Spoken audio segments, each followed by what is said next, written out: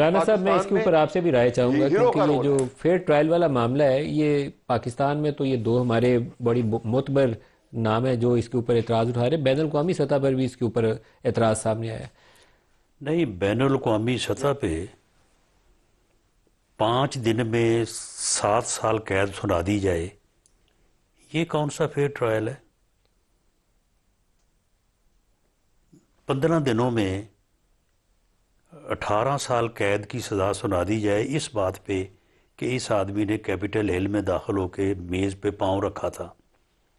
तो 15 दिनों में कौन सा फेयर ट्रायल है? हमारा जो फेयर ट्रायल है यहाँ पे तो 15 दिन में गवाह के ऊपर जरा नहीं मुकम्मल होती, वकील का वकालतनामा नहीं फाइल होता। आप तो 1.5 साल में ट्रायल क्यों मामला नहीं ये किया? है कि हमारा जो क्रिमिनल जुडिशल सिस्टम है वो बिल्कुल यानी उस स्टेज पे है कि वो डिलीवर कर ही नहीं सका, ना वो कर सकता है। यहाँ पे जो है वो यानी आम अदालत में तो छोड़े, एंटी टेररिस्ट कोर्ट में केस जो है वो 5-5 साल चलते हैं और उसके बाद भी जाके उनके जो है वो फैसले नहीं होते। अपीलों का जब सिलसिला शुरू होता है तो सुप्रीम कोर्ट तक पहुंचते पहुंचते आपको 15-15, 20-20 साल लग जाते हैं। लोग कैद की सज़ा पूरी करके घर चले जाते हैं, उसके बाद उनकी अपील जो है वो सुनवाई के लिए लगी होती है। आप मुझे बताएं कि जो ये लंदन में जो राइट्स हुए हैं उनमें जिस आदमी को ट्वीट करने के ऊपर 7 साल सज़ा हुई है 5 दिनों में, वो 5 दिनों में कौन सा फेयर ट्रायल वहाँ पे जो है वो उन्होंने किया है? मामला यह है कि उनका जो क्रिमिनल अपना सिस्टम है, जुडिशल सिस्टम है, उन्होंने उसको रिफॉर्म कर लिया है। यहाँ पे ऐसे ऐसे स्टेक होल्डर्स आप उसको हाथ नहीं लगा सकते। यानी आप जो आपका सीपीसी है ना, सिविल प्रोसीजर कोड और क्रिमिनल प्रोसीजर कोड, आप इसमें मुझे अमेंडमेंट करके दिखाएं। आप अमेंडमेंट नहीं कर सकते। आप ये पीका एक्ट में या जो दूसरे जो लॉज हैं उनमें आप वो चीज़ें जो है वो अमेंड करने का आप सोचें, उसके बाद देखें कि क्या जो है वो सूरत हाल पैदा होती है। मामला ये है कि सर, इन सारी बातों की जस्टिफिकेशन ये तो नहीं हो सकती कि इसलिए मिलिट्री कोर्ट्स बनाए। नहीं तो इनकी आप अदालतों से सलाह दें। नहीं, सुन लेना, एंटी टेररिज्म कोर्ट्स नहीं आपके पास? सुन ले। हाँ, तो एंटी टेररिस्ट कोर्ट जो है वहाँ पे जो है वो कोई केसेस जो हैं, एंटी टेररिस्ट एक्ट कहता है कि 7 दिन में केस का फैसला होगा। कोई मुझे बता दें कि एंटी टेररिस्ट कोर्ट्स को बने जो है वो जितना अरसा हो गया है, किसी एक मुकदमे का किसी एक अदालत में 7 दिन में फैसला सर, किया 1.5 साल से तो आपने पकड़ा हुआ है ना, तो 1.5 साल में एटीसी से भी हो जाता है। हाँ, तो नहीं करते ना वो फैसला, नहीं करते। 1.5 साल में एटीसी से फैसला नहीं होता? नहीं, किसी ने फैसला नहीं किया।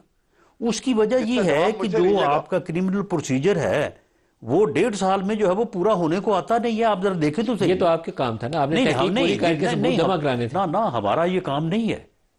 अदालतें जो है वो हुकूमत के मुतहत नहीं है। तहकीक तो पूरी करके आपका काम था ना, प्रोसिक्यूशन जाती पूरी वहां रिपोर्ट्स एविडेंस के साथ। प्रोसिक्यूशन हमारा काम है ना, प्रोसिक्यूशन करके आप मुझे बताएं कि किसी मुल्क में 9 मई जैसे वाकयात हुए हों कि सुप्रीम कोर्ट जो है वो 1.5 साल तक स्टे ऑर्डर दे सकती है? कोई है दुनिया में ये मिसाल? 1.5 साल से जो उन्होंने स्टे दिए रखा और उसके बाद फिर उन्होंने अब कहा कि जी अब आप जो है ना वो फैसले जो है वो सुना दें। देखिए, मामला ये है कि अगर मिलिट्री कोर्ट से फैसला सुनाने के ऊपर है, ये इशू ऐसा है जिसके ऊपर अभी भी दुनिया सारी सवाल उठा रही है। नहीं, दुनिया आप अपनी अदालतों से सलाह दिलवा सकते हैं। नहीं, मामला ये है कि दुनिया जो सवाल उठा रही है, दुनिया को यहाँ के हालात का पता है।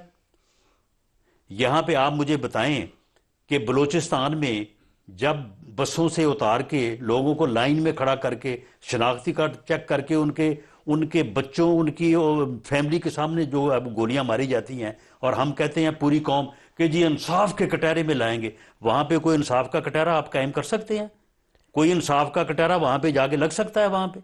तो फिर वहां पे अगर मिलिट्री कोर्ट नहीं बनेगी तो क्या बनेगा फिर? यूरोपियन यूनियन के कहने के ऊपर आप लोग हैंगिंग नहीं करते। नहीं, सुन लें, आप हैंगिंग नहीं करते, सलाह मौत नहीं देते क्योंकि वहां से तशवीश आती है। यूरोपीय यूनियन जो है, यूरोपीय यूनियन को क्या पता कि वहां पे जो है वो बलूचिस्तान में जो है वो क्या हालात हैं? वहां पे कोई इंसाफ का कटहरा जो है वो कायम किया जा सकता है या नहीं किया जा सकता? और पूरी कौम हम कहते हैं ये इंसाफ के कटहरे में पेश करेंगे।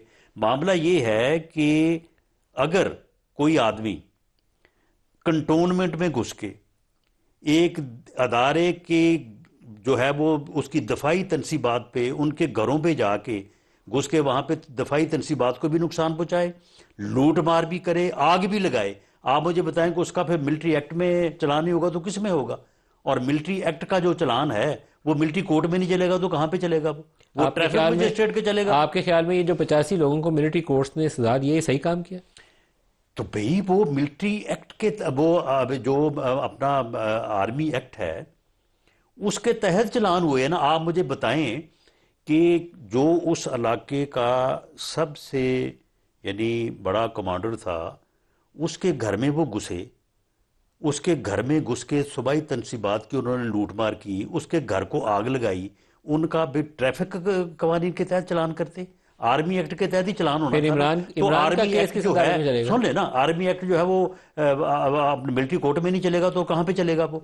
और फिर आप यूरोप वालों को ये बताएं ना कि यहाँ पे जो ये आपने बताया नहीं, सुन सर, लेना, सुन ले हुकूमत से ये तो हम सवाल बताएंगे, बताएंगे, बिल्कुल बताएंगे। और दूसरी बात ये है कि जो सजाएं हुई हैं, क्या वो जुडिशियल रिव्यू जो है वो हाई कोर्ट की एम्बिट से बाहर है?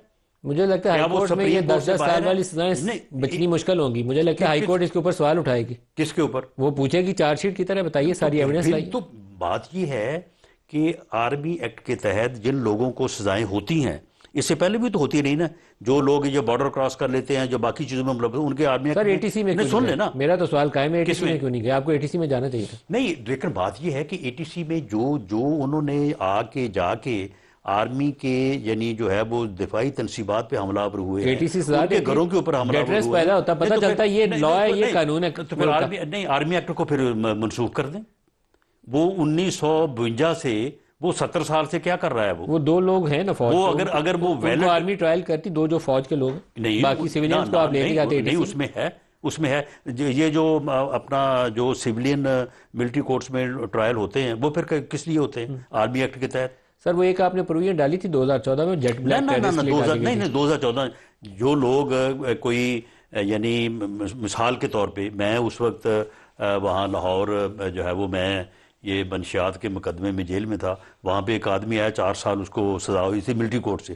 तो उससे कहा भी क्या हुआ? उसने कहा जी मैं बॉर्डर क्रॉस करके चला गया था, लेकिन गया तो मैं फलां मकसद से था, लेकिन मुझे कहा गया कि तुम नक्शे लेके गए हो, तुमने वहाँ पे कोई इन्फॉर्मेशन जो है वो पास ऑन की है। तो मामला ये है कि आर्मी एक्ट के तहत जो सजाएं हुई हैं उनका जुडिशियल रिव्यू हाई कोर्ट भी करेगा, सुप्रीम कोर्ट भी करेगा। ये चीज़ें जो हैं ये यूरोपीय यूनियन को भी और जो लोग एतराज़ कर रहे हैं उनको बताने वाली हैं, उनको बताई जाएंगी ये।